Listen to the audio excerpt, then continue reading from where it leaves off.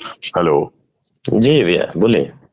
बादल बवाली जी से बात होता जी भैया बादल बोली बोलते नहीं। है जी। नमस्कार, हम किशन कुमार बात करते नहीं अपना उट चैनल से।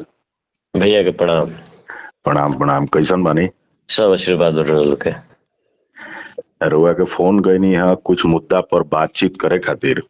जी जी भैया बताओ जाओ। आई बातचीत के हम रिकॉर्ड करके सोशल मीडिया में डालल चाहतनी और परमिशन बा? जी भैया काहे ना जरूर। रोडे लगे वो अंग बने स्तंभ बने।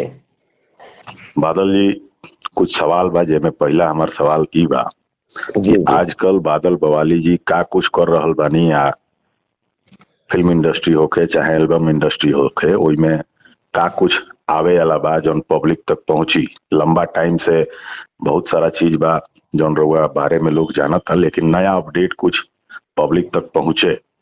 जी। गर्जीवन रूरा तो जौन भी आवेला रूरा तो देखी ले हमनी के सब गाना। जी जी मैंने भी आवत से जौन देखा तो नहीं हो।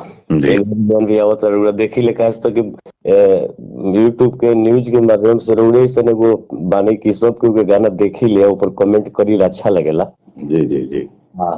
वो देखो तो नहीं कि ये 7-8 महीने से हमने के क्वेश्चन गावत नहीं सा जी कि जी हर समाज सुने, हर औरत लड़की बेटी बहन सब कुछ सुने। जी। जी बादल जी, एगो समय रहे 90 के दशक के रउआ सब स्टार रहल बानी। एगो ऐसन स्टार जौन बेरा समझ ली कि स्टार बनल बड़ा मुश्किल रहे, उ कैसेट के जमाना रहे। जी गर्जीवन बहुत बड़ी मेहनत भी होके। जी। जी वो बेरा स्टार बनल इतना आसान ना रहे जितना कि आज लोग सोशल मीडिया पर वायरल हो जाता तेजी से। जी बहुत जल्दी तेजी से हो जाते थे। तो उ बेरा जौन रउआ सब संघर्ष कैनी, अपना तरफ से मेहनत कैनी, बहुत सारा गाना जौन बा कई तरह के आइल। कुछ गाना ऐसन भी रहे जौना पर अश्लीलता के भी आरोप लागल, लोग कहलस द्विअर्थी बा, डबल मीनिंग बा। जी लेकिन वो बीच में रउआ सबके कुछ ऐसन भी गाना आइल बा जौना के खूब तारीफ भी भइल बा। जी बहुत बहुत अच्छा भी गाना आज तने सुन कभी कभी बीच में भी देवे। जी जी। लेकिन खुद अपने सुन के सरल लागे तने सुन भैया। हम वही जावत नहीं, ई जी बातचीत के मुद्दा उहे बा कि जी 90 के दशक के लोग आज खुद में बदलाव लिया ले बा। रउआ तमाम ऐसन गाना गौनी जौना के बोल मतलब बहुत सारा लोग के पसंद भी आइल, बहुत लोग के ना भी पसंद आइल। तमाम ऐसन ऐसन गाना जौना के मतलब पहले शादी ब्याह में ऑर्केस्ट्रा में भी बहुत बाजे, मतलब बहुत वायरल चले। जी जी जी आज रउआ सबे 90 के दशक में जौन भी कहनी जैसन भी गाना आइल सबे सुनलस, लेकिन आज रउआ सबके अंदर एगो बदलाव आ गइल बा। आ उ बदलाव ई बा, जी अब हमनी के द्विअर्थी गाना ना गायब सन, अब हमनी के ओ टाइप के गाना ना गायब सन जौना से समाज में डबल मीनिंग के मैसेज जाओ, भोजपुरी गंदा होखे। का हम जी। गलत बनी?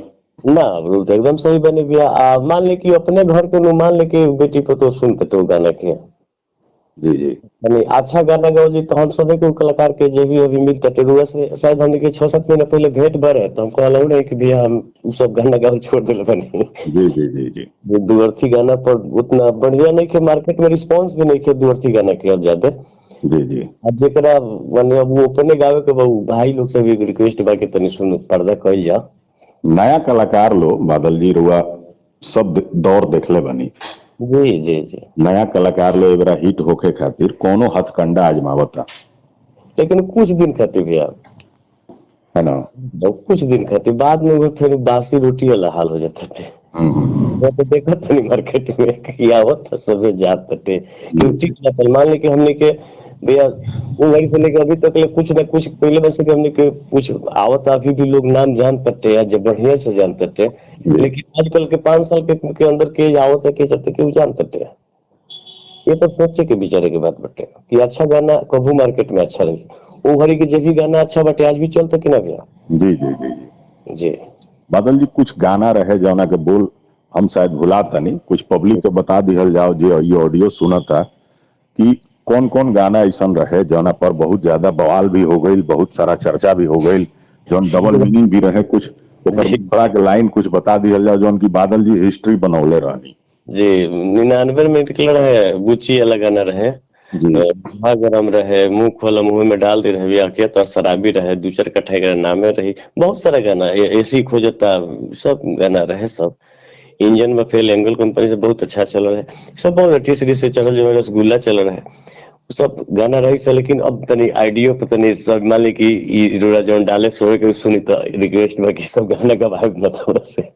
ना ना ठीक बा, लेकिन हम ई चीज बतावल चाहता नहीं कि एगो जमाना में भले गाना ऐसा गौनी, आज रउआ सब खुद के बदल ले बानी, ए से बदल ले बानी ताकि चाहत नहीं कि भोजपुरी में कुछ अच्छा आवे। अच्छा हो, अच्छा जितने अच्छा है तो भोजपुरी आपन ना सुथर साफ सुथरा हो भैया। जी जी जी जी आवे वाला कोनो एल्बम होके ओकर कौना टाइप के एल्बम बा, कौना टाइप के गाना बा, कुछ सब अगर चाही तो रउआ चर्चा कर दी ताकि पब्लिक ओकरा के देखी सुनी। जी बहुत माने साफ सुथरा गाना बटे। हम कहल रहे हो घर कि भी आप कोनो दुअर्थी गाना नहीं जो नहीं, साफ सुथरा गाना आई। जी जी साफ सुथरा ही गाना आई, अब बढ़िया गाना आई, अब अच्छा डुएट भी बटे, सिंगल भी बटे, कुछ होली पे भी पारंपरिक कैले बा आदमी। जी जी हाँ बढ़िया जौन की माने पुरनका लोग जौन जमात वाला 2-3 गो गाना भइल बा होली के भी। जी जी बादल जी गाना तर और बहुत सारा सोशल मीडिया में चलते बा, यूट्यूब पर आवते बा, एगो कोनो विशेष देखिए प्लेटफॉर्म बताई, कोनो चैनल जौना पर हमेशा और गाना आवत होके। जैसे कि जी इस तो हमर बराबर गाना होत रहेला। कौन चैनल पर? जेएमसी कंपनी भाई, जेएमसी सेट्स अभी भी वो कैसेट रख रहे बनी। अच्छा त्रिमूर्ति कंपनी एगो बस अच्छा चलती है अभी, अच्छा स्पीड रिकॉर्ड भाई, वेव कंपनी भाई, ये सब से हमके बराबर गाना गावत रहे सब यार। जी जी जी और वह तो टी सीरीज के भी सुपर स्टार रहल बनी।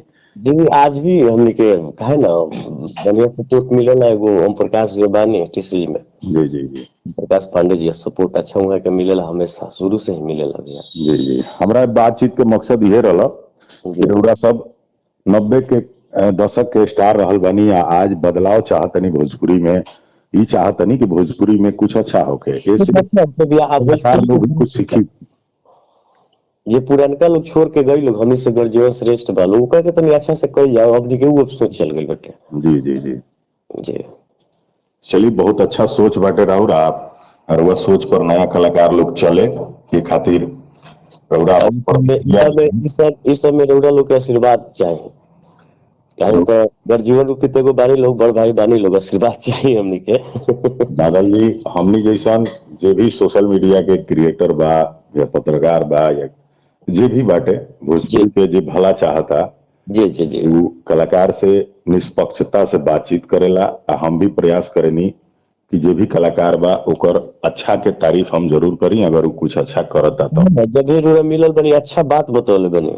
जी जी अच्छा आदमी कहू अच्छा कहा लोग करे, बुरा के पीछा में कहे तो लोग दूसरा आदमी डांट दे, लेकिन तू अच्छा आदमी के बुरा कहत रहा।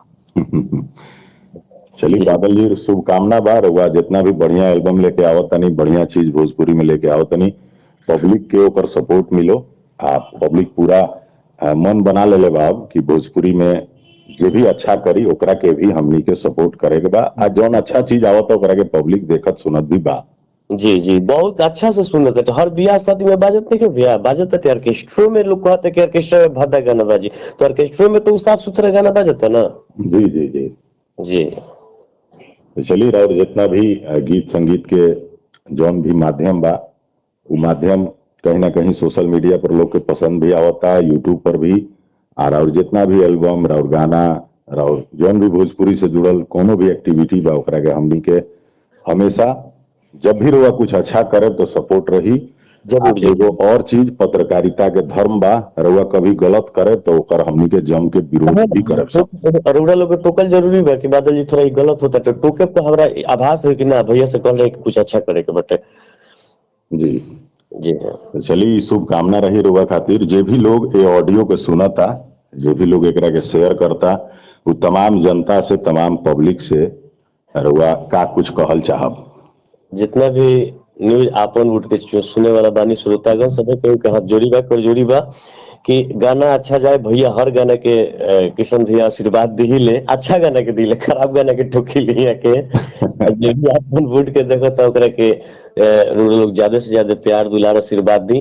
किशन भैया के भी आशीर्वाद दी कि हौसला बुलंद रही, कमेंट करी कमेंट बॉक्स में जाके कि भैया के सब पहुंचत रहो लगे, रो के बात विचार बत कही देखा भैया।